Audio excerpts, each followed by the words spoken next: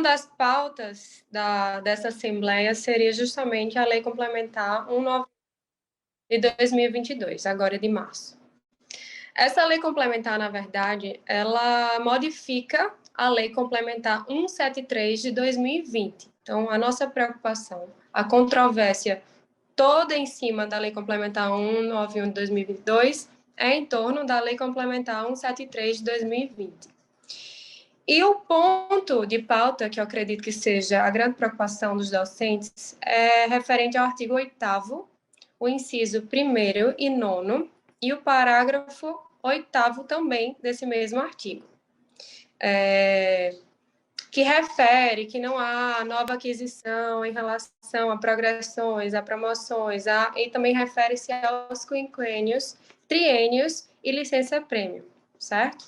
De antemão, eu já antecipo que a gente não tem que se preocupar, pelo menos até essa alteração da Lei Complementar 191 de 2022 com o Magistério Federal. Por quê? Em relação aos artigos 1º e 9º, que refere-se ao triênio, quinquênio e licença-prêmio, os servidores federais já perderam esse benefício desde a década de 90. Então, a preocupação seria efetiva quando dos docentes dos municípios e estados e estaduais. Aí sim existe uma suspensão de contagem para aquisição desses benefícios do período da publicação da Lei Complementar 173 até dezembro de 2021, certo? Em relação às progressões e promoções também previstas, que também é um ponto de controvérsia com essa Lei Complementar 173 de 2020, não há que se preocupar, porque não existe uma restrição nesse texto de lei complementar em relação a isso, certo? As progressões e as promoções já previstas antes da Lei Complementar 173 de 2020 foram permitidas. Então, continuam prevalecendo.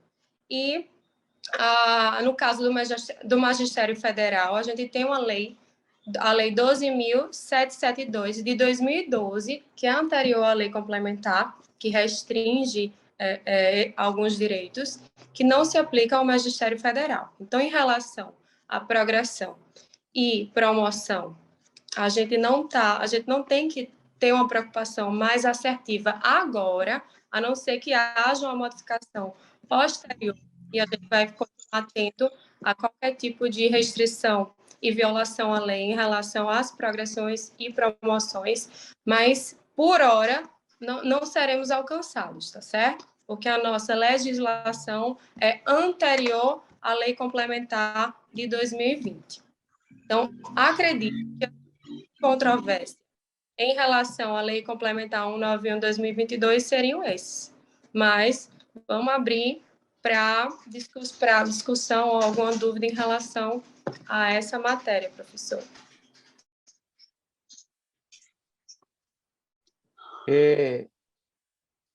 Eu acho que o esclarecimento que a doutora Ana Raquel fez em relação a essa lei, e no que tange, né, no que se refere a nós, docentes do Magistério Federal, ela é bem clara.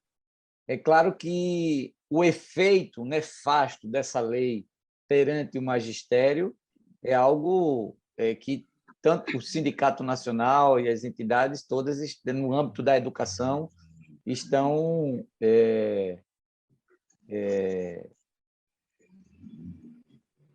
antenadas e estão enfrentando essa luta aí no âmbito, inclusive, jurídico, né? Mas, como teve muito questionamento, muitas dúvidas, muitos pedidos de esclarecimentos, a gente optou em fazer dar esse informe aqui na Assembleia. Aqui, inclusive, depois nós iremos traduzir num pequeno boletim e passar para a categoria. Mas, se tiver alguma dúvida mais, está aberto aos professores que queiram fazer algum esclarecimento sobre essa questão da Lei Complementar 191. Fernando, eu coloquei uma pergunta. É Sheila que está falando. Oi, Sheila. Boa tarde. Posso? Boa. Eu coloquei Pode. lá, é bem objetivo, o tempo de quinquênio, para quem não gozou. Isso pode ser acumulado para a aposentadoria? Pergunta aí para a doutora Raquel, por gentileza. Não, quinquênio não. No caso, a licença-prêmio, que é antecedida do quinquênio, para quem atingiu o quinquênio até outubro de 1996. Aí sim, a licença-prêmio, a cada 5 anos, você tem direito a reduzir 3 meses. Certo, então essa licença prêmio vigora ainda, não é isso? Para a aposentadoria. Para quem atingiu o primeiro quinquênio até outubro de 1996. Posterior a isso, os servidores federais já perderam, certo? E em ficou relação claro. ao quinquênio e a quinquênio, seria referente realmente a gratificações, que depois se tornaram VPNs, e isso, tudo isso não é mais direito adquirido de servidor público federal, tá certo? Isso tudo Claro. década de 90 mesmo. Tá Atualmente, a gente não tem mais extensão a esses direitos e garantias, não. Só a quem realmente estava inscrito nos quadros de servidor público federal até mais ou menos a meados da década, final da década de 90. certo, tá certo. Muito grata, querida. Eu pergunto, tem mais alguma questão sobre essa Eu, informe? eu teria aqui uma questão. Sim. Atualmente eu não sou mais professor da universidade, sou aposentado, mas eu adquiri 3 licenças prêmios, né, e não cheguei a gozar e nem foi utilizada para fins de aposentadoria. E eu atualmente assumi um outro concurso federal também, né? Eu queria saber se continua valendo. Eu sei que quando eu entrei, continuava valendo. Assim que eu poderia utilizar, então, nesse atual emprego federal, uma vez que eu já tinha adquirido o direito e não tinha utilizado. Procede, é isso mesmo? Ou teve alguma modificação? Doutora Raquel. Boa tarde, professor. Não, você não vai conseguir estender a sua licença-prêmio ao seu novo vínculo, tá certo? O que você vai poder reaver judicialmente seria a questão da licença-prêmio em pecúnia. A gente pode tentar judicialmente rever esse período que o senhor não aproveitou, rever a pecúnia em dinheiro, mas tem que observar o prazo prescricional, tá certo? Desde a sua aposentadoria até agora, 5 anos. Caso Então tenha, já passou.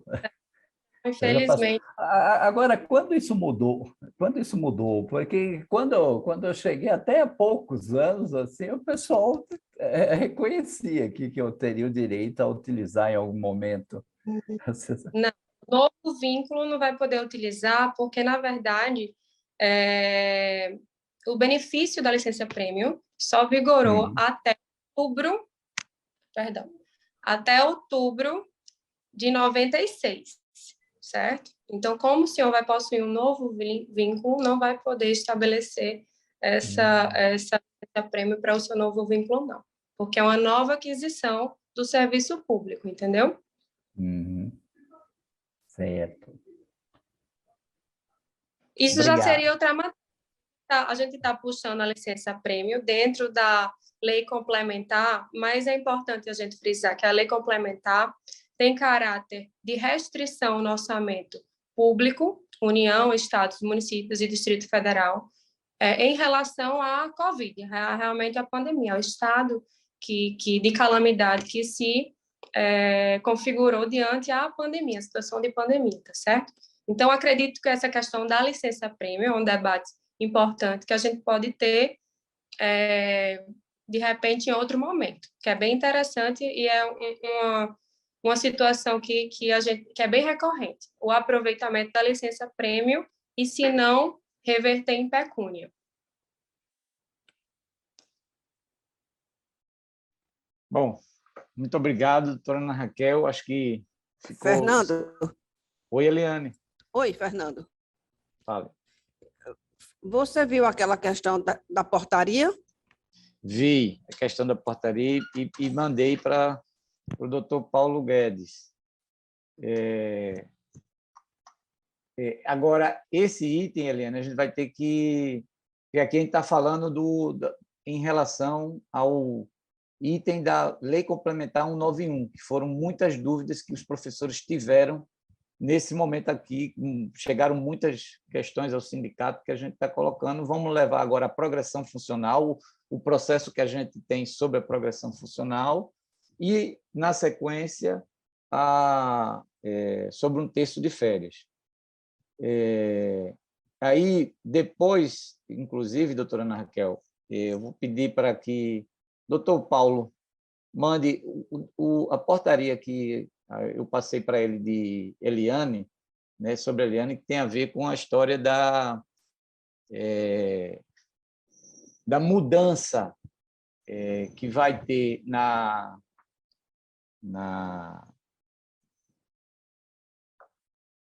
Eliane, me lembrando, não estou lembrando agora de cabeça. Nas aposentadorias. Isso. De aposentadoria e quais são as implicações, que ali não fica claro quais são as implicações para nós, né? Pronto.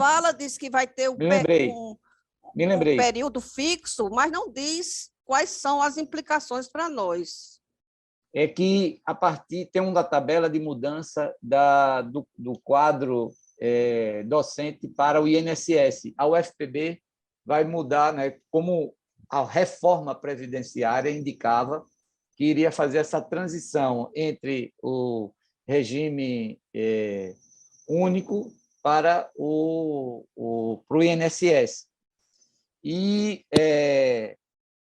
Fernando, só uma advertência, nós não estamos saindo do regime jurídico único, ou do regime próprio, mas é que a administração, os procedimentos sairão dos órgãos que nós estamos vinculados, né, instituições, e passará para ser organizado todo ele a partir do INSS.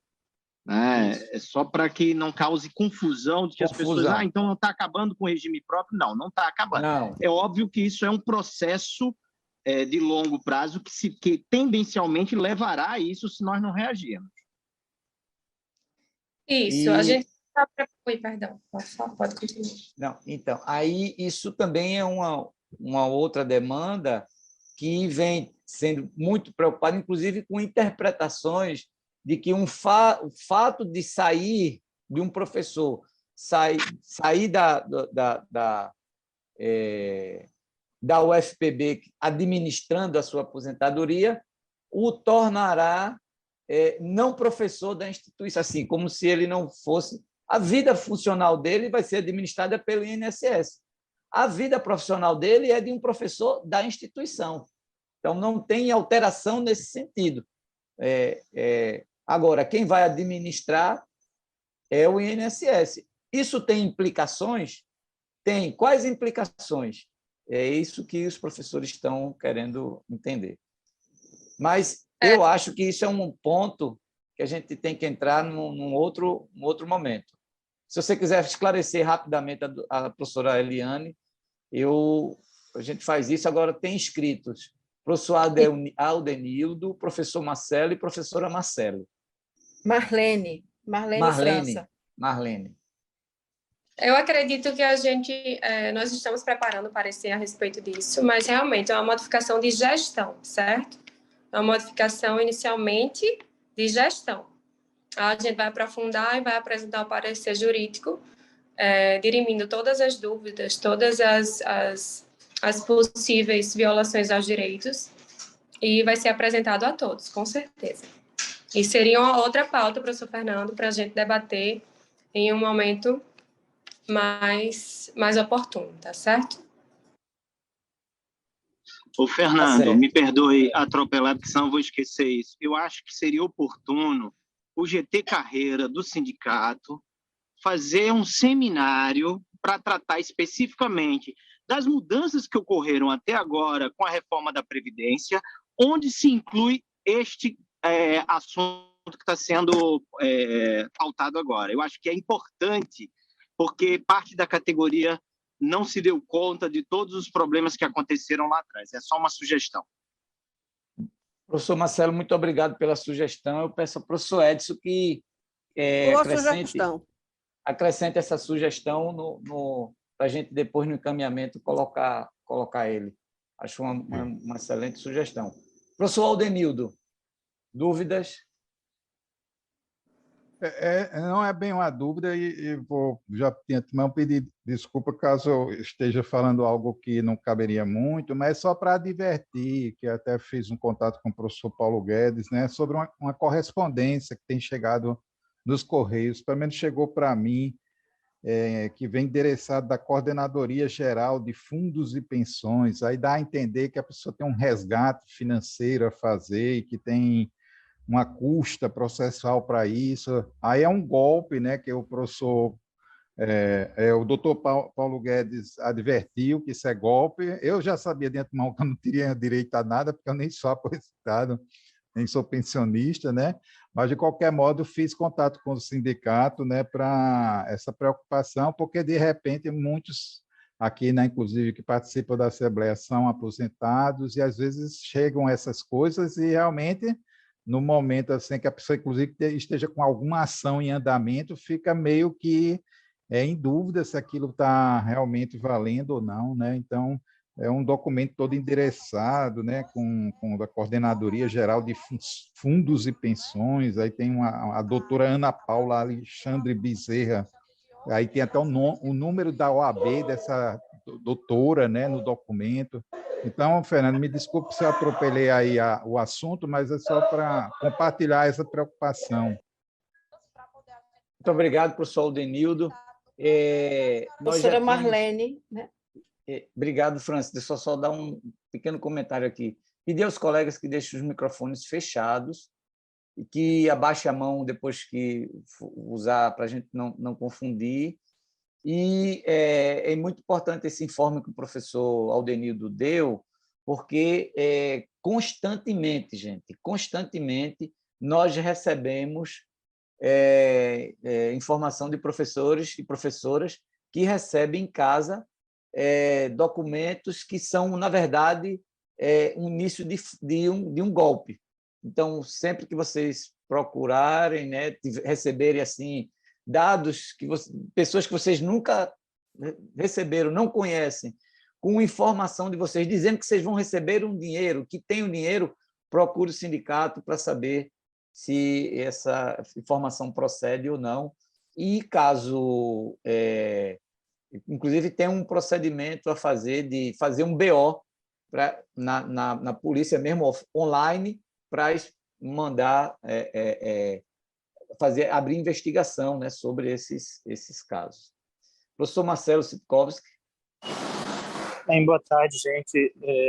Serei bem breve. Na verdade, eu queria aproveitar a oportunidade do debate aí que foi aberto nos informes, para também fazer outra sugestão que diz respeito, sim, às progressões e promoções, né, da nossa universidade, da nossa categoria na universidade, que eu acho que está na hora da gente fazer um debate no GT Carreira também, a partir dele, sobre as nossas progressões. Além da fila interminável que se acumula na nossa universidade no que diz respeito a isso, dos processos na CPPD, há que se, na minha opinião, fazer uma atualização das resoluções que tratam do tema.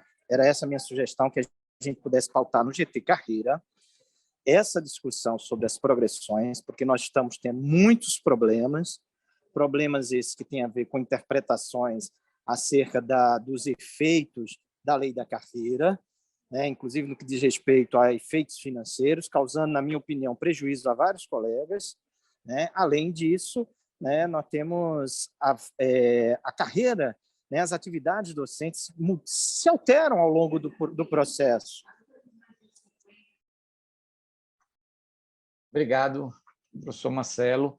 Quero informar a todos e a todas que nós já temos quórum. A partir de agora, a gente, terminando os informes, já entra nos itens de deliberação da Assembleia, e agradecer a todos e a todas pelo atendimento do sindicato. Professora Marlene. Marcelo, baixa a mão, por favor. Bom, boa tarde a todos, todas e todes. A minha fala também vai na mesma direção que o colega Marcelo trouxe, e eu corroboro com a sugestão que ele trouxe, que ele apresentou em relação a discutir a temática das progressões no GT de carreiras, mas eu acho que é importante também aproveitar, não sei se a doutora Raquel ainda se encontra, eu acho que seria importante ela fazer uma fala, ainda que breve, sobre como é que está, porque recentemente eu falei com o doutor Paulo Guedes, sobre a situação das progressões, porque alguns colegas meus do próprio departamento onde eu sou lotada, mas também outros de outros grupos, me procuraram, enviaram mensagem para saber como é que eu cuidei da minha progressão, né? Eu solicitei progressão de adjunto para associada em fevereiro de 2021 e só saiu em setembro. Felizmente saiu com retroativo, então eu realmente não sei a razão, porque outros colegas também demoraram tanto quanto eu, um pouco mais, outros menos, mas não tiveram o efeito retroativo pago, né? O período retroativo pago. Eu parto do entendimento de que o processo, ele torna-se vinculante, ele passa a vigorar, e ele passa a ter efeitos no momento que a CPPD recebe esse processo. E a CPPD recebeu mais ou menos na mesma semana que eu dei entrada via CIPAC. E, evidentemente, passou esse período todo, repito, 7 meses, e ao final todo o retroativo saiu sem eu precisar reclamar, entrar com recurso, questionar, nada disso. Alguns colegas, o que eu tenho dito, e vou continuar orientando desta forma, é que possam recorrer, reclamar, solicitar um retroativo junto à CPPD, com cópia para a PROGEP, enfim, para exatamente obter a negativa, porque é isso que vai acontecer. Eu digo que é isso que vai acontecer porque o próprio presidente, o presidente da CPPD, ele, em algumas mensagens, em algumas conversas com professores que têm questionado a demora e têm questionado o não pagamento do retroativo, ele simplesmente diz que, professor, né, vou tentar repetir uma frase, professora, eu acho que a senhora ainda tem que agradecer, porque, na verdade, as progressões estavam para ser extintas no final do ano passado, e aí voltou-se atrás em relação a essa extinção, né, o direito de progressão. Eu achei uma fala extremamente desnecessária, mas, enfim, e quando a pessoa continua questionando, ele diz, entre na justiça, mas a universidade realmente não vai pagar, porque esse é um entendimento nosso, da lei federal, que diz que o retroativo não será pago, ou que o pagamento ele só contará mediante parecer da comissão. Enfim, e aí a gente percebe, de certa forma, um procedimento não padronizado. Eu digo que não padronizado porque eu não acredito que só eu tenha conseguido receber esse retroativo. O ano passado, eu acho que outros colegas, mesmo tendo demorado, também receberam, mas tantos outros, acredito eu, que a maioria não receberam, né? Então, eu entendo que a gente deve, sim, não só pautar essa discussão, mas não basta só pautar, Marcelo. Eu acho que a gente tem que recorrer às instâncias legais, judiciais, no sentido de fazer valer o nosso direito. Afinal de contas, se a CPPD não consegue, enfim, dar conta dos processos, alega que tem 15, não sei quantos na fila, quando alguém liga reclamando, tem 18 processos na sua frente, eu não tenho como passar o seu adiante. Por outro lado, se questiona o fato de alguns membros da CPPD eleitos recentemente, e eu falo de membros lá do CE, que eu presidi a comissão desses membros eleitos para a comissão da CPPD, desde que assumiram, desde que receberam a portaria, não receberam sequer nenhum processo. Então, me parece aí uma seletividade ou um procedimento, de certa forma, proposital, no sentido de tornar essa fila ainda maior. Então, eu pediria a Fernanda, a doutora Raquel, se ainda estiver, que fizesse uma fala nesse sentido, eu acho que para dar uma acalmada nos ânimos, e caso ela não esteja acompanhando esse processo, que a gente faça, como o Fernando sugeriu, uma reunião o mais breve possível, Fernando, para tratar dessas questões jurídicas, e aí eu acho que traria esses detalhes, porque, de acordo com o doutor Paulo, a gente ganhou preliminarmente em sede judicial, mas ainda falta discutir o mérito da matéria. Então, eu queria saber qual é o efeito legal dessa liminar, se de fato já se pode utilizar ela, e como adotar esse procedimento, pelo menos em instância interna, pelo menos internamente junto às instâncias da universidade. É isso. Obrigado, professora Marlene. E o próximo ponto é exatamente progressão funcional. Então, e nós temos uma ação jurídica sobre a progressão funcional. A doutora Ana Raquel vai tratar sobre isso agora. Na sequência, ela vai falar sobre um terço de férias. Então, a gente vai agora remeter, a professora doutora Ana Raquel vai falar sobre em que pé está nossa ação jurídica em relação às progressões funcionais e esses problemas que a professora Marlene comentou. E, na sequência, ela vai falar de um terço de férias.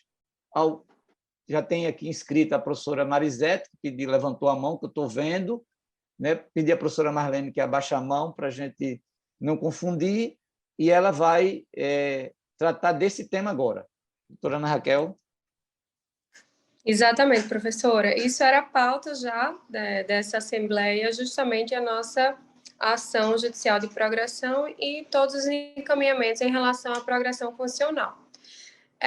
A gente vem enfrentando, não é de hoje, problemas em relação ao efeito financeiro da progressão funcional. Antes de ser suspenso o efeito financeiro até a aprovação pela CPPD, nós tínhamos outros percalços, que seria justamente o não pagamento do retroativo em via administrativa, certo? Então, já é uma pauta que a gente trabalha bastante na ADUF, é a questão da progressão funcional. Mas o que ocorreu de novidade, que é justamente a matéria da nossa ação judicial. O requisito legal para a progressão funcional é o interstício e a aprovação pela CPPD, tá certo? Não necessariamente está inscrito na lei que necessita, como critério legal, a aprovação pela CPPD, ou seja, não é uma declaração, não é um requisito constitutivo de direito, certo? Entendemos que a CPPD, na hora de fazer a verificação dos requisitos, questão de pontuação e questão de tempo, ela vai oferecer uma declaração, ou seja, ela é um mero conselho declaratório. Existem os requisitos cumpridos pelo docente, eles têm que aprovar, tá certo? Então, eles não vão constituir um direito, ou seja, não pode ser enquadrado como requisito legal, eles vão declarar o direito, está tudo certo, está tudo ok. Então, como existe essa demora em relação à aprovação pela CPPD, a interpretação da AGU e dos órgãos administrativos vinculados à universidade é de que a aprovação é um requisito legal, ou seja, os efeitos acadêmicos, quando os outros requisitos forem observados, efeitos financeiros só a partir da aprovação pela CPPD. Obviamente, isso é uma violação direta, né, aos direitos de progressão em relação aos docentes, e a gente vem combatendo isso através da nossa ação judicial, que já está em tramitação, tá certo? Pior do que não conceder os efeitos financeiros anteriores à aprovação, quando de fato forem observados os requisitos legais, foi o fato da universidade descontar em folha o período que já tinha sido aprovado em outras portarias de progressão, tá certo? Então, a nossa liminar teve esse objeto, de suspender o desconto em folha que estava acontecendo quando das aprovações e dos efeitos financeiros concomitantes aos efeitos acadêmicos, que foram anteriores poucos meses à aprovação pela CPPD. Na nossa ação judicial, o mérito da ação é todo esse, tá certo? É de considerar como declaratória o termo da CPPD, não como fato constitutivo de direito, tá certo? E o efeito acadêmico ser concomitante ao efeito financeiro. A liminar o objeto foi de suspender os descontos em folha. O mérito ainda não foi apreciado, mas a universidade já apresentou contestação. Nós apresentamos as contrarrazões e está concluído para a decisão do juiz, tá certo? Em relação ao precedente, nós temos um precedente favorável, que é uma ação idêntica a do FCG, tá certo? Nós ganhamos no juízo de primeiro grau, nós ganhamos no TRF, a universidade recorreu ao STJ e está pendente de conclusão de julgamento lá no STJ, tá certo? Mas os precedentes são favoráveis em relação a isso, tá bem? Acredito que as considerações sejam essas em relação à progressão funcional. Nós já temos uma ação que engloba todos da categoria. Temos vários processos administrativos que acompanhamos em curso ainda, que estamos levando esses processos administrativos, todas as negativas, para a ação judicial, e é o que a gente entende que a gente está visualizando um direito bom, tá certo? Tanto em relação a precedentes quanto em relação ao próprio direito, que é uma mera interpretação da universidade, da administração, que viola diretamente os direitos de progressão em relação ao magistério federal. E nós vamos nessa ação até o final, para garantir os direitos dos professores. A universidade, essa pessoa que disse isso a você, Marlene, o professor lá, quem for, depois o erário público vai ter que se haver com ele, né? Bom, professora Marisete, inscrita para pergunta, e professor Marcelo Sitkovski. Eu vou pedir a Maurício que coloque o reloginho para a gente marcar o tempo de, no máximo, 3 minutos. Por favor, Maurício, para o pessoal ir acompanhando.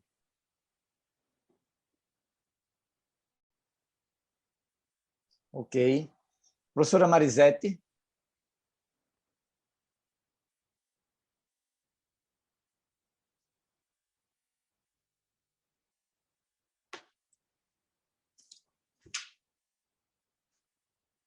Professora Marisete, está nos ouvindo?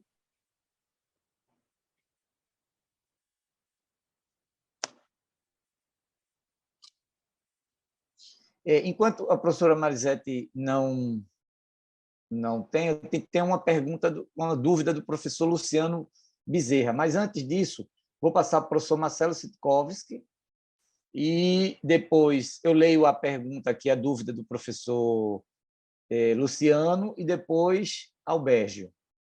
Marcelo. Bem, na verdade, além de não é nenhuma dúvida, mas só uma observação que eu acho que é importante, é de que a Lei 12.772, quando estabeleceu, né, as questões relacionadas à nossa progressão, ela fala de, além do cumprimento do interstício, ser aprovado em processo de avaliação. Vejam só, na UFPB nós temos 2 resoluções que atingem diretamente docentes. 2, na verdade, um pouco mais, mas o eixo delas está agora no 1999 é que vai até adjunto. E depois foi feita uma nova para que tratar da carreira a partir de associado. Vejam só, nesse caso específico, até adjunto, a aprovação da comissão se dá no próprio departamento. Então, o departamento faz a avaliação, institui a comissão avalia e emite seu parecer, que é votado nas 2 instâncias. A primeira no departamento, depois vai até o centro. Mas, desde que foi aprovada no departamento, os efeitos financeiros já têm que fazer valer. Por quê? Porque a comissão de avaliação é no departamento. O maior problema, acho que nós estamos tendo, salvo melhor juízo, para associado. Porque para associado, quem faz essa avaliação são as bancas constituídas através da CPPD. E a resolução que alterou a forma de funcionamento da CPPD, cria duas coisas, e aí tem um pouco a ver com a fala da professora Marlene. Vejam só, aqueles representantes de centro na CPPD não são eles os membros da banca, tá? Eles são membros da CPPD, que passou a ter um novo formato. Tem representação de todos os centros, e esses, né, a representação, a presidência, a coordenação da CPPD. É preciso lembrar que a nossa universidade passou 8 anos, na verdade, 9 anos, 8 anos para regulamentar aquilo que estava na lei de 2012. Né? Somente em 2020, no apagar das luzes, inclusive da gestão da professora Margarete, é que essa resolução, que altera a composição e a forma de metodologia, inclusive, no que diz respeito à CPPD, passou a vigorar. Mas, efetivamente, aí para a doutora Ana Raquel, é lembrar que, além da lei, tanto a Lei 12.772, como o próprio regime jurídico único, a 8.112, estabelece o interstício e a aprovação. A aprovação, nos casos de adjuntos, já ocorre no próprio departamento. Só que, associado em diante, isso ocorre com bancas constituídas pela CPPD. E é aí onde está morando um grande problema nosso, um grande gargalo. Por quê? Vários processos estão represados. A gente tem reclamações cotidianas referente a isso. E eu acho que a gente precisa agir em duas frentes. Essa que é já o mérito da ação, vou concluir, já o mérito da ação, né, que a DUF já promove, mas há um outro que penso que a gente precisa, não só o diálogo, porque o diálogo parece que foi insuficiente, é mover na justiça a uma ação para que faça com que não haja esse represamento, perdoe-me aí, dos processos. Era isso. Obrigado. Obrigado, Marcelo. Doutora Ana Raquel.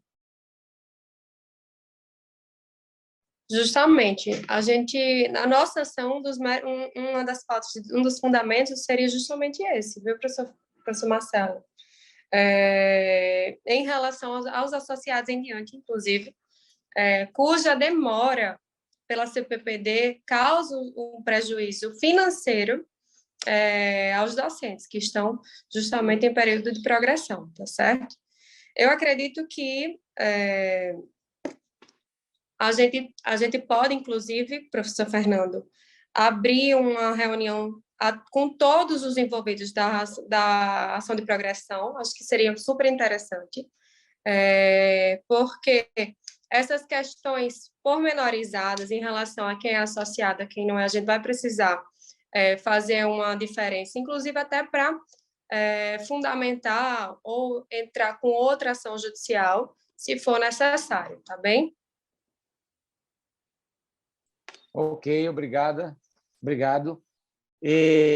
Professor Luciano, eu não sei se ele prefere que eu leia ou se ele quiser fazer a pergunta diretamente. Posso falar, Fernando, se for. Opa, Luciano, você. Boa tarde. Como eu cheguei, desculpa os companheiros, cheguei um pouco atrasado, já estava no debate do ponto, aí eu não sabia se era cabível colocar essa dúvida, mas como diz respeito à progressão, é uma dúvida que, inclusive, tem colegas do nosso departamento, doutora Ana, que está entrando com processo judicial contra a universidade, o que me parece ser desnecessário, que poderia ser resolvido numa tramitação administrativa.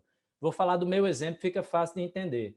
Por uma orientação equivocada do então presidente da CPPD na época, eu fiquei de 2010 a 2016 sem fazer a progressão por tempo, porque eu fiz uma progressão por titulação de doutorado. O fato é que, se fosse progredindo por tempo, os steps a cada 2 anos, eu estaria hoje migrando para associado 1. Por causa de uma orientação equivocada da CPPD de então, que a comissão do nosso departamento telefonava e pegava orientação por telefone e implementava como se fosse lei, eu perdi 2 anos de tempo.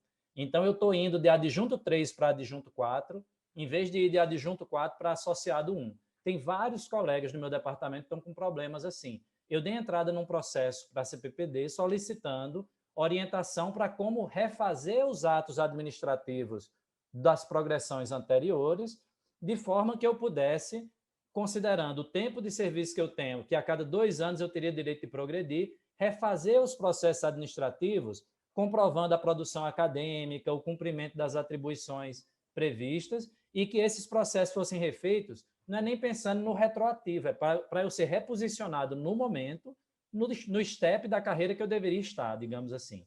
A CPPD demorou literalmente 2 anos para me responder.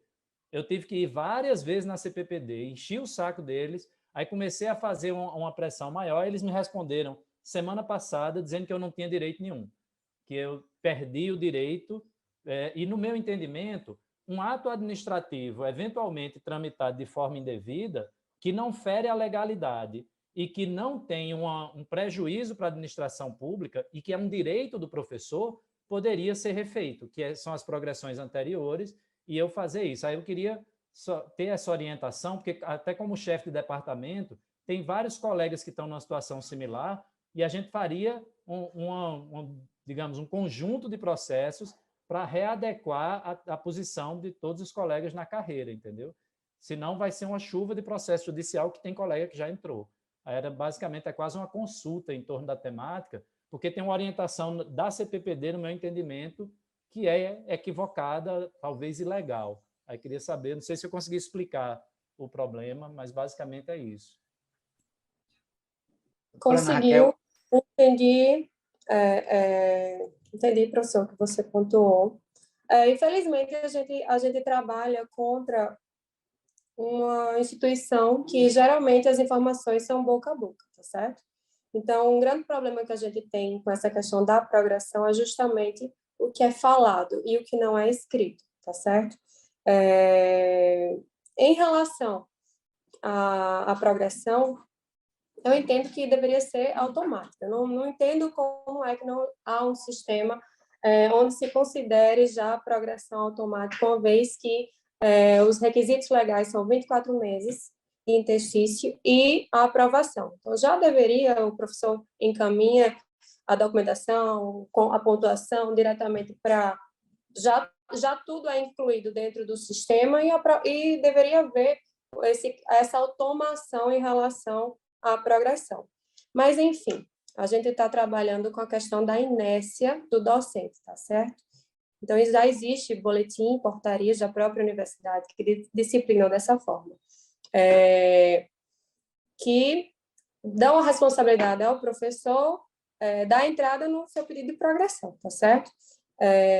A primeira indicação é, de fato, um pedido administrativo para que, porventura, ocorra a progressão da forma como o senhor pretende, mas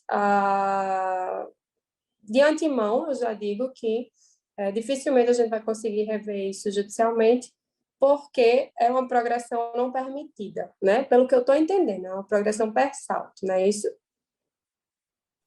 Não entendi. Depois a gente podia, não sei como é que está o atendimento, talvez demande explicar com mais tempo, para não atrapalhar na Assembleia, mas basicamente refazer progressões anteriores pelo tempo que foi dado entrada para seguir os tempos a cada 2 anos, exatamente. Porque tem situações, para esclarecer, colegas que ficam 10 anos sem progredir, e aí faz as progressões data por data em cima, a cada 2 anos, e em pouco tempo faz a progressão. O professor... não tem como fazer uma progressão única de 10 anos, certo? Sim, não, são vários processos, era para reposicionar. Pelo tempo que eu estou de casa, e vários outros colegas têm, a gente poderia estar em posições adiante. Só que como perdeu tempo, segundo a leitura deles, na tramitação dos processos anteriores, esse tempo que foi acumulando de um step para outro, acaba somando 2 anos, entendeu? Então, eu estou bem aquém do que poderia. Essa era a dúvida. Se o prejuízo for causado pela própria autarquia federal, com certeza a gente tem como rever isso judicialmente, tá certo? Administrativamente, de antemão, eu digo que possível, provavelmente não vai existir, mas judicialmente, se a causa for dada, de fato, pela própria autarquia, não tem como ela mesma prejudicar outra pessoa se foi ela que causou o prejuízo, tá certo? Seria isso. Mas sim, a gente faz uma consulta privada, professor, para você me esclarecer melhor e eu lhe dar um posicionamento mais aprofundado em relação ao seu caso, tá certo? Luciana, a gente está tendo atendimentos virtuais, jurídicos, semanalmente, e nós iremos já retomar presencial também na UFPB. Inclusive, penso que na próxima semana a gente já deve estar com os horários também presencial, porque a DUF já está aberta manhã e tarde. Ela já está funcionando pela manhã e pela tarde aqui em João Pessoa. Bom, professor Albégio. Boa tarde. Estão me ouvindo bem? Estamos lhe ouvindo, mas está bem baixinho. Melhora, Fernando? Será? Melhorou. Deixa eu colocar o fone aqui para não dar feedback na caixa. Com licença. Ok. Olha, várias coisas já foram faladas aqui pelos colegas e o Marcelo falou de duas frentes que precisam ser abertas no sentido, né, de uma luta para melhorar, pelo menos, o caminho que nos dê o direito de forma simples. E no meu entendimento, há uma intencionalidade em retardar e dificultar a ascensão dos professores. No passado, eu estou há mais de 30 anos na UFPB, era muito mais simples a gente fazer esses processos, tudo corria dentro do departamento. Com o tempo, nós fomos lentamente passando, né, por reformas na carreira e as dificuldades foram se apresentando. Mas, veja, hoje em dia não há mais sentido, e aqui eu quero alertar para que a gente deva lutar por uma terceira frente, não há mais sentido em ter esse sistema de aprovação lento, uma vez que quase todas as nossas atividades dentro do UFPB são registradas em sistemas. Atividades de ensino, atividades de pesquisa, atividades de extensão, todas são devidamente registradas, são aprovadas pelo departamento, aprovadas pelo centro. Muitas das atividades têm sua finalização de aprovação na própria reitoria e depois cada um desses setores emite uma declaração de realização da atividade.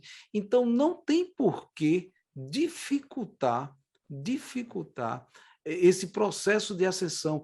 Eu particularmente não vejo sentido algum.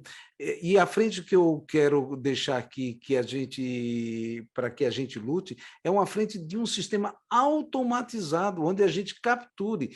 Veja, no CCS tem o departamento de enfermagem mesmo, tem uma planilha que foi por um tempo aprovada na reitoria, que já trazia a pontuação final. Você ia lançando passo a passo suas atividades, você podia lançando a cada final de semestre, e ao final de 2 anos você tinha tudo contabilizado. Então, eu acho que a gente deve abrir essa frente no sentido da automatização desse sistema. E uma vez atingida a pontuação, e aqui encerro, o professor ter sua ascensão reconhecida, porque os certificados já foram devidamente emitidos. O que fica para ser registrado no sistema dos professores é exatamente aquilo que ele faz extra, alguma participação de fora. E, mesmo assim, a gente tem sistema hoje para informar isso semestre a semestre. Pronto, era isso. Obrigado pela sugestão. Doutora Ana Raquel, quer fazer algum comentário? Não, eu acredito que seja exatamente essa linha, professor. Eu concordo com você. Acredito que, por ser interesse do docente, facilitaria muito se fosse automatizada essa questão da própria progressão. Teria que ver alguma questão em relação a burocracia mesmo, né? A burocracia em si. Mas eu acredito que isso é completamente viável e pouparia muito tempo. E sim, tem um caráter de prejuízo essa interpretação, que é uma interpretação nova. Vamos pontuar que essa interpretação de que a CPPD formaria seria um constituidor de direito e estaria incluído como requisito legal, isso é uma interpretação recente, tá certo? Anterior não era tido dessa forma. Os efeitos financeiros eram concomitantes aos efeitos acadêmicos. O que era visto era a questão da inércia realmente do docente. Demorou mais um pouco a dar entrada no pedido de progressão, aí realmente contaria do período em que se deu a entrada. E a gente encontra várias outras dificuldades, mas a gente vai trabalhar isso e eu acredito que seja um tema de grande debate, professor Fernando, em uma próxima reunião, tá certo? Isso. Já vamos agendar uma reunião exclusiva com finalidade de... E pegando esses elementos que você sugeriu, inclusive definição daqueles que estão na CPPD, que são para progressão de adjunto para associado, e aqueles que estão na progressão no próprio departamento, que deve ser levado em consideração na entrada do processo no departamento, que é quando a comissão já avalia e aprova no departamento, quando a comissão já aprova no departamento, não quando chega na CPPD. Bom, mas a gente vai trabalhando com isso. O professor Marcelo Bispo pediu inscrição. Eu vou pedir, gente, que a gente concentre as questões para a gente ir adiantando o próximo item de pauta da Assembleia. Professor Marcelo. Obrigado, professor Fernando. Boa tarde, colegas. O meu ponto é rápido, eu vi que o pessoal escreveu aqui no chat também. O que eu queria ouvir um pouco mais, que me parece estranho, se a gente tem uma regulamentação para a tramitação do processo administrativo, se ela não é cumprida, por que tem um debate para além disso? Porque, para mim, o ponto fundamental é esse. Se você entrou no prazo com o processo, né, você não é ocupado pela falta de celeridade do processo, por que você é penalizado por ele? Então, eu queria ouvir um pouco mais sobre isso, né? E qual seria a regulamentação que a gente deveria se basear, se é aquela lei de 99 do processo administrativo, a UFB também tem uma que fez baseada naquela, né? Era só esse meu ponto aí. Obrigado. Muito obrigado, professor Marcelo. Doutora Ana Raquel. Rapidamente falando, na medida que o professor Marcelo Sitkovski já pontuou bem essa dúvida do outro professor Marcelo. Professor, é uma questão de interpretação, tá certo? A legislação específica 12.772 de 2012, ela faz é a que regulamenta as progressões e promoções, certo? Em relação ao magistério federal. E existe os requisitos para você progredir, tá certo? Que são o interstício de 24 meses e a aprovação em comissão, tá certo? Não me lembro exatamente a letra da lei agora, e nem vou abrir a legislação no computador para lhe falar, mas seria em tese isso.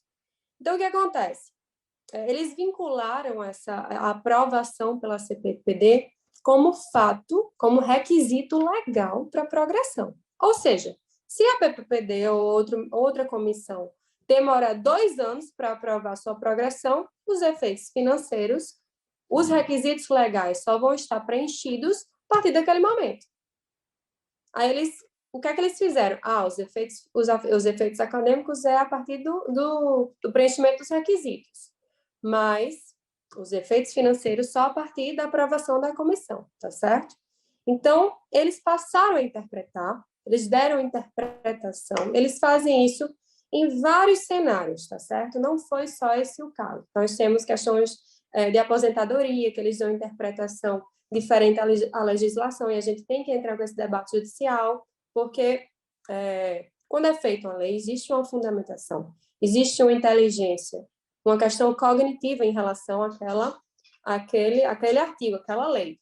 Então, não pode ser dada interpretação ao meu crivo, ao crivo da própria autarquia, tá certo? Existe uma inteligência já configurada em relação àquela legislação. E quando a gente põe isso em debate no judiciário, aí vai ser esclarecido qual era a intenção do legislador. E, com certeza, não era a aprovação pela CPPD, que demoraria 4, 5, 6 meses, como a maioria dos casos, não concedendo os efeitos financeiros. Então, o debate é isso, na questão da hermenêutica, da interpretação que está sendo dada à legislação pertinente à progressão, tá certo?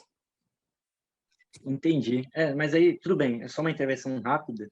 Isso até fere os princípios da Constituição Federal, né? Da razoabilidade, da eficiência, de tudo, né? Enfim, é um negócio, assim, bizarro. Mas obrigado, viu, doutora, pelo esclarecimento. Obrigado, professor Fernando. Obrigada a você. Obrigado, professor Marcelo. Professor Paulo Palhano e, depois, por último, professor Marcelo Sitkovski. Seu microfone precisa abrir, Paulo.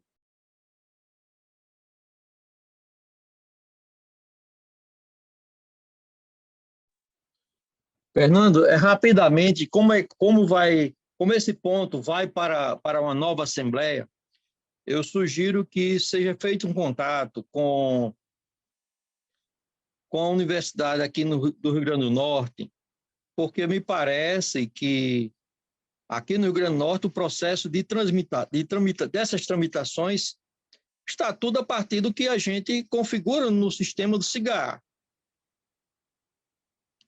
A UFPB adquiriu esse sistema que nós usamos aqui na UFPB, da Universidade do Rio Grande do Norte.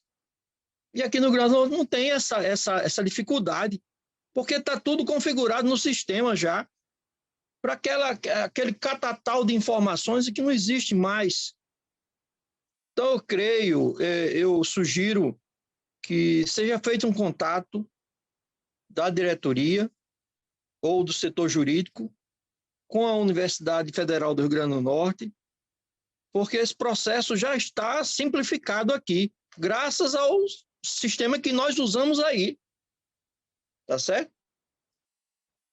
O sistema que nós usamos na UFPB é oriundo da UFRN. E a UFRN, esse processo está totalmente simplificado. Não tem essa história de contar nada, não. De juntar papel, não. Isso está tudo no sistema. É só isso. Obrigado. Obrigado, professor Paulo Palhano, pela sugestão. Doutora Ana Raquel, quer fazer algum comentário? Não, acho que a gente pode seguir para a próxima pergunta. Professor Marcelo Sitkovski. Só um minutinho. O professor Eduardo Guimarães também pediu inscrição, porque não está aparecendo a mão dele, mas ele pediu no chat. Foi antes de Marcelo, Franci? Bem lembrado. Certamente, certamente. Mas a minha já é segunda inscrição, pode deixar Eduardo falar. Tudo bem. Eu vi no chat aqui, realmente eu não consegui ver a tela toda, não. Muito obrigado. Professor Eduardo? Opa, boa tarde a todos. Não, é porque esse debate é importante, inclusive, para todos nós, claro, porque é um andamento da nossa carreira. E aqui vem uma discussão que, inclusive, acho que, claro, a gente está tendo vários problemas e, por isso, está sendo pautado, dando problemas, como foi dito, tanto é a presença jurídica aqui, porque está dando processo jurídico, está dando essas coisas. Agora, não é uma situação nova, e, infelizmente, é partilhado por várias universidades. E aqui o exemplo que foi dado agora do Rio Grande do Norte, eu vou lembrar. Já faz um tempo que a gente tem uma posição dentro do movimento docente sobre isso, a defesa de progressões mais diretas como é o nome? Reconhecendo como direito. Tem uma discussão que acho que a gente pode levar, inclusive, dentro do GT Carreira também para avaliar o caso da UFPB. Eu estou dizendo isso como encaminhamento, porque eu acho que era uma pauta de discussão mesmo para a gente ter, tá? No GT Carreira. Por que isso? porque existe já há algum tempo, a UFPEL, por exemplo, a gente já deu esse exemplo já faz alguns anos. A UFPEL tem um sistema automatizado de progressão, quando ela é por tempo, né, cumprindo todos os requisitos, é automatizado, já faz um tempo. Portanto, é possível sim, a gente já tem exemplos claros, mas...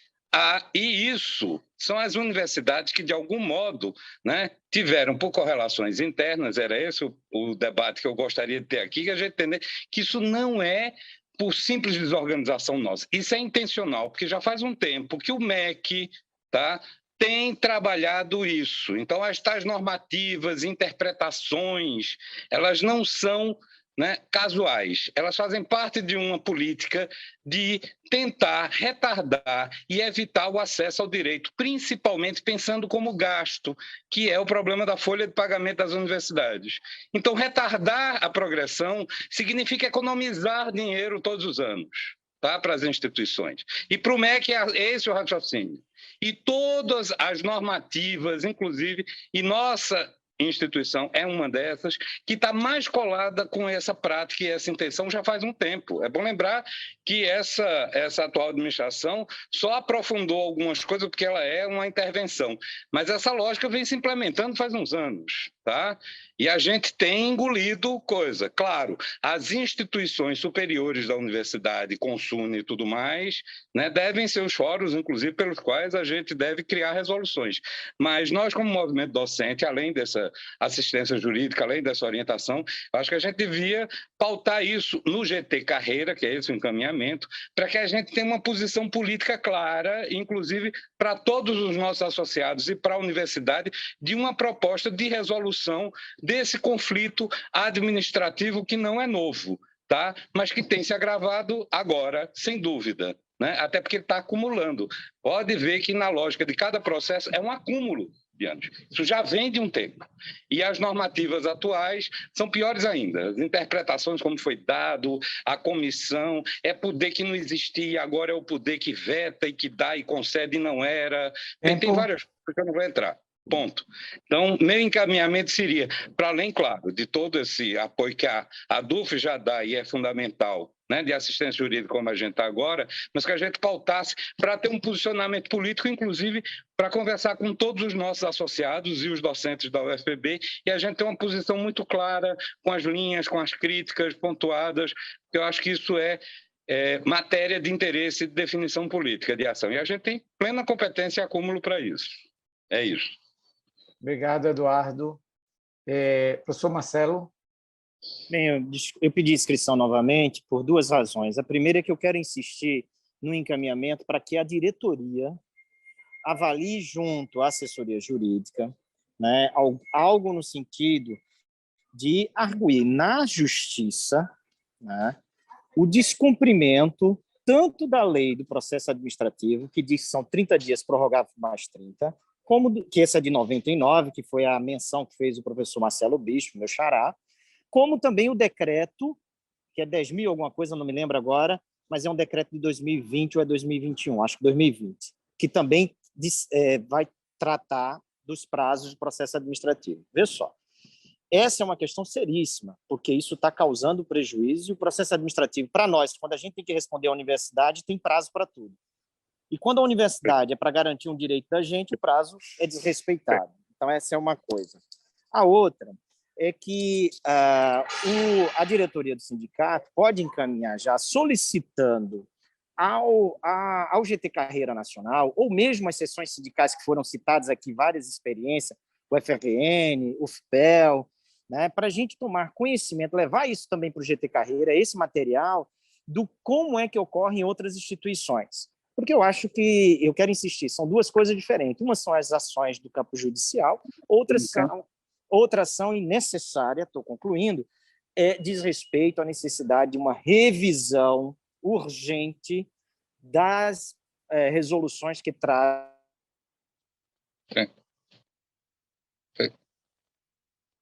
disciplina, progressão na nossa instituição. Elas estão caducas.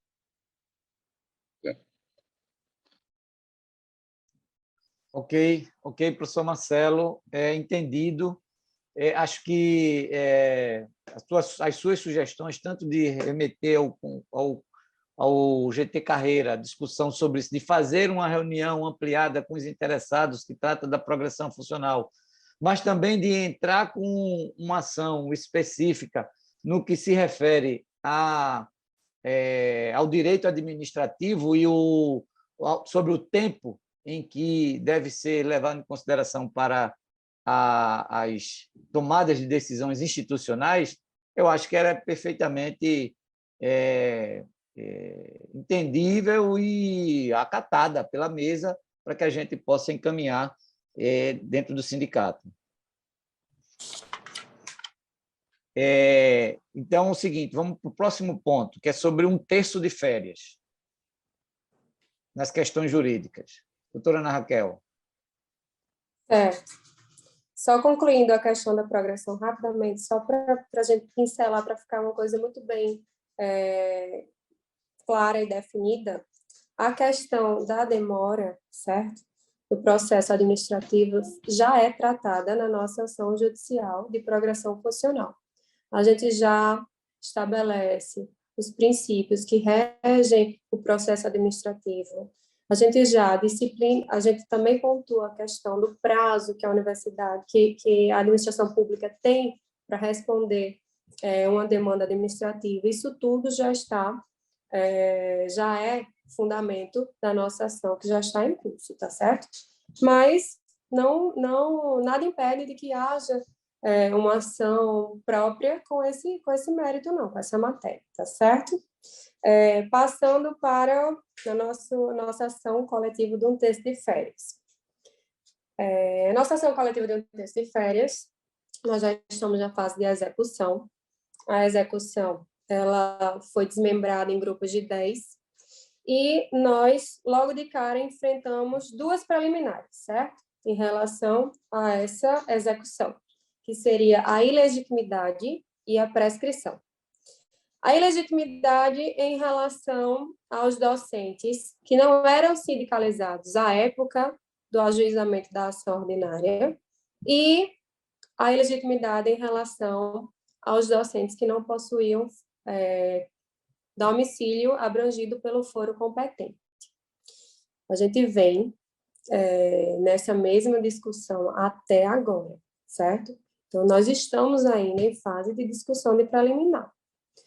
O juiz de primeiro grau, considerou como ilegítimo alguns docentes que constavam em grupos de execução e excluindo eles do polo ativo da execução.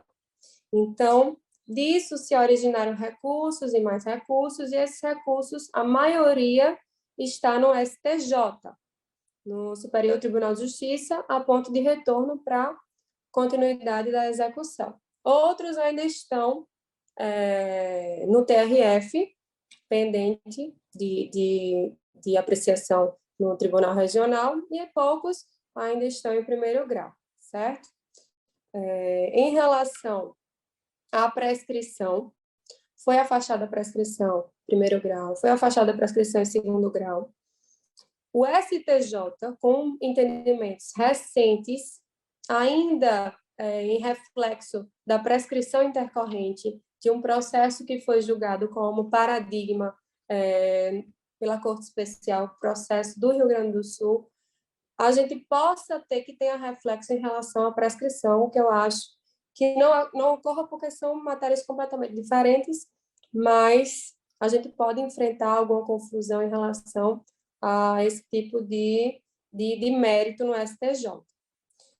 Mas, enfim, superando as discussões das preliminares de legitimidade e de prescrição, o processo retornará para a vara de origem para ser discutida a questão de excesso de execução, que, na verdade, a universidade, quando apresenta a contestação ou a impugnação ao cumprimento de sentença, que é justamente a defesa em relação à nossa execução, ela vai pontuar essas questões preliminares e questões referentes a valores e a cálculos.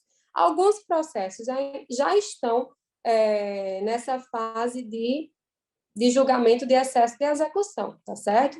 com conta oficial oferecida pela própria Contadoria Judicial, impugnação pela nossa parte, impugnação pela parte da universidade em relação à correção monetária, ao tempo, a questão de parcelas também. Então, assim, em relação, como é uma ação coletiva e como existem várias nuances em relação ao andamento do processo, dos processos em si, é difícil a gente falar de uma forma genérica, certo? Então, eu sempre gosto de dizer que a gente está à disposição para o atendimento específico, para a gente verificar cada situação específica de cada processo, de esclarecer ao docente se ele está incluído ou não no polo ativo da demanda, se foi objeto, se ele foi objeto de apreciação da ilegitimidade ou não. Então, isso tudo é bom frisar, porque a gente não pode falar desse processo como de uma forma genérica, de uma forma coletiva, porque ele se originou coletivamente, mas houve desmembramento na fase da execução. Então, em relação ao processo de um texto de espera, seria isso.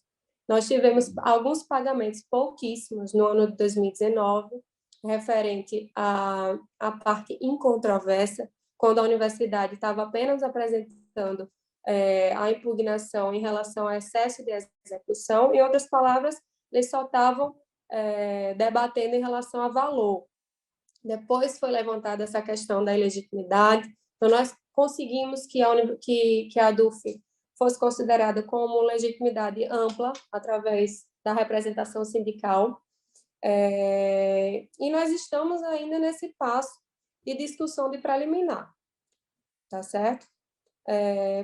Seria praticamente isso mesmo, as considerações a respeito do texto de férias.